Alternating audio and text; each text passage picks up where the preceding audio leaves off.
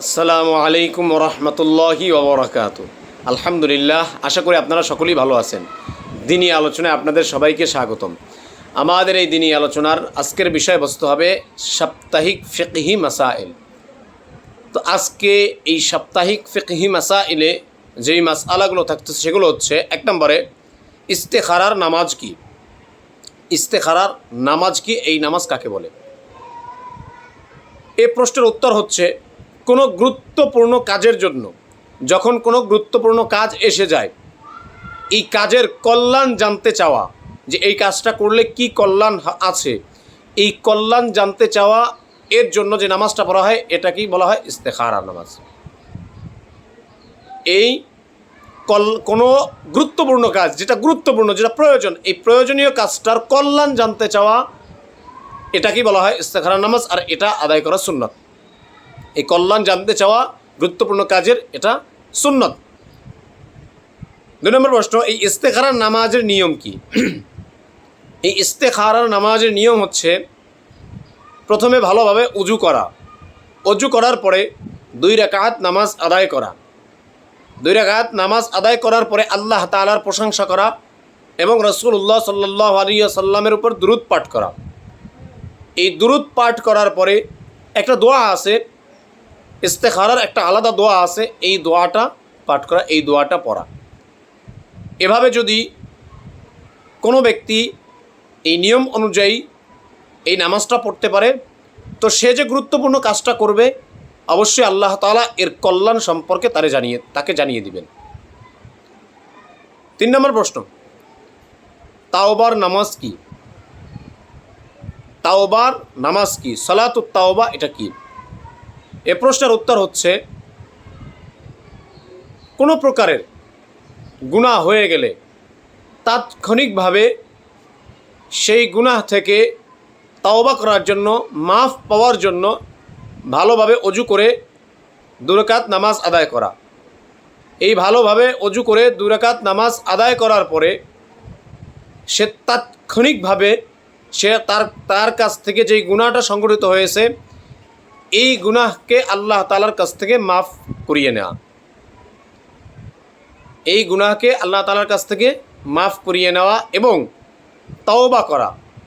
আর তার এই মাফ চাওয়াটা, ক্ষমা চাওয়াটা এবং এই তওবা করাটা এমনভাবে হতে হবে যে সে যে এই গুনাহটা করেছে, এই গুনাহের জন্য তার লজ্জিত হতে হবে এবং লজ্জিত হয়ে তার মনে মনে দৃঢ় সংকল্প করতে হবে যে আমার কাছ থেকে যে গুনাহটা হয়ে গেছে, এই ব্যাপারে সামনে আমার কাছ থেকে আর কোনো গুনাহ সংগঠিত হবে না, এই দৃঢ় সংকল্পনা করতে হবে।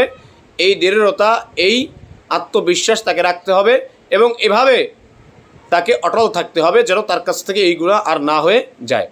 তো এই তাওবার জন্য 2 রাকাত নামাজ যে আদায় করা, এটাকে সালাতুত তাওবা বলা হয়, তাওবার নামাজ বলা হয়। 4 নম্বরে, হাজতের নামাজ কি? সালাতুল হাজত এটা কাকে বলে? হাজতের নামাজ কি?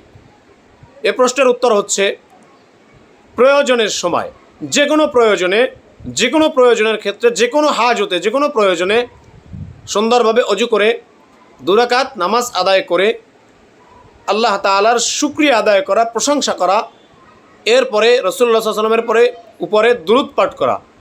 এই দুরূদ পাঠ করার পরে একটা দোয়া আছে, এই দোয়াটা পাঠ করা, এটাই হচ্ছে সালাতুল হাজতের নামাজ।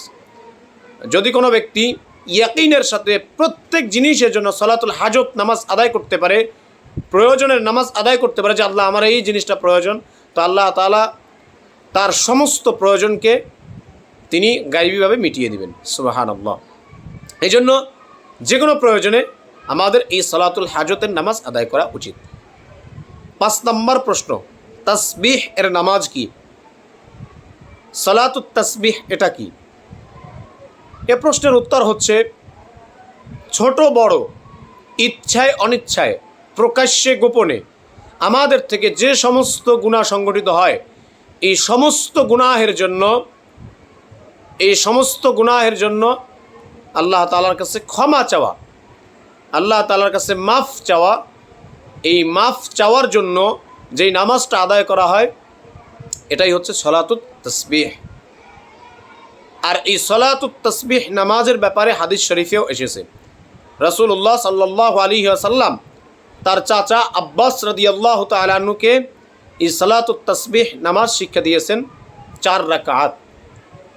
এই আব্বাস রাদিয়াল্লাহু আনহুকে 4 রাকাত নামাজ সালাতুত তাসবিহ শিক্ষা দিয়েছেন। তো এই নামাজের, এই সালাতুত তাসবিহ নামাজের কিছু নিয়ম আছে। আল্লাহ যদি তৌফিক দান করেন ইনশাআল্লাহ আগামী পর্বে এই সাপ্তাহিক ফিকহি মাসাইলে ইনশাআল্লাহ আলোচনা করব।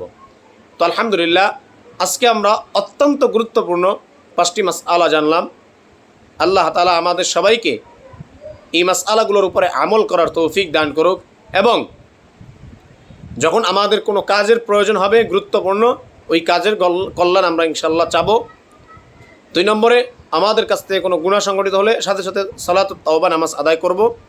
আমাদের কোনো প্রয়োজন হলে, যে কোনো প্রয়োজন হোক, প্রত্যেক প্রয়োজনে আমরা সালাতুল হাজত নামাজ আদায় করব। 4 নম্বরে আমাদের সমস্ত গুনাহের জন্য সালাতুত তাসবিহ জীবনে একবার হলেও ইনশাআল্লাহ আদায় করব। আল্লাহ তাআলা আমাদের সবাইকে তৌফিক দান করুক। আমিন। আসসালামু আলাইকুম ওয়া রাহমাতুল্লাহি ওয়া বারাকাতুহু।